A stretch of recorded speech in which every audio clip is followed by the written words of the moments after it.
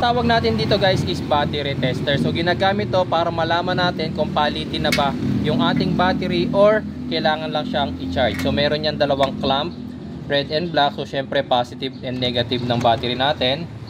Red to positive, black to negative. Pagka konekta, iilaw na yan syempre mga bossing. Tapos makikita ninyo, ayan. Ayan. So dito may iba't ibang type ng batteries tayo, like gel, EGM. Yung standard is usually yung mga kagaya nito na lead acid standard yan. Tapos yung EPB. Ngayon ang madalas nating sinusukat naman sa baba, ayan makikita ninyo, meron dyang EN, IEC, CCA, SAE and then DIN. So cold cranking amps ang ating susukatin. Tapos itong 600 amperes na nakalagay na to mga bossing is usually yan yung rated na battery. Minsan sa label ng battery nakalagay kung ilang cold cranking amp siya, pero pagka walang nakalagay, mag-assume na lang kayo, usually yung mga gantong DIN 66 batteries, mga nasa 600 to 700 cold cranking amps yan. So iset na lang natin siya sa 600 and then enter nyo, magsisimula na siya ng reading. So ang binabasa niya rito is yung health ng battery natin. Makikita ninyo 100% siya, 12.8 volts, which is a good sign of a battery kasi ang base voltage naman ng battery natin is mga nasa 12.6 volts.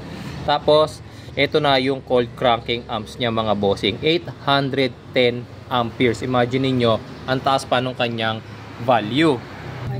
Yan, so ito ipapakita ko naman sa inyo yung isang pinagpalitan kong battery. Ito yung sinasabi ko sa inyo, minsan sa mga label may nakalagay kung ilang cold cranking amps, di ba? 553.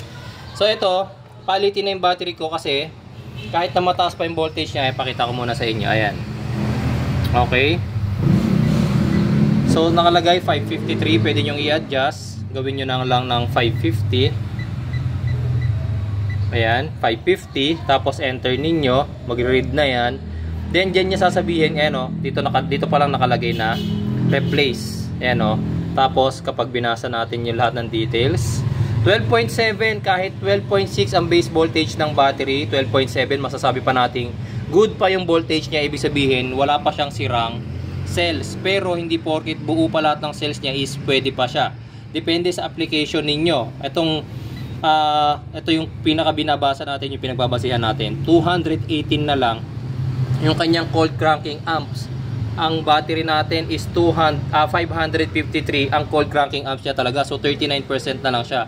Usually mga bossing, ang mga battery kapag below 40% na, we advise na palitin nyo na. Okay? So pwede nyo na lang to sigurong gamitin sa mas lower or mas maliliit na makina mga bossing. Yung mga gumagamit ng 1SN, mas maliit na battery kaysa dito. This is 2SM, di ba?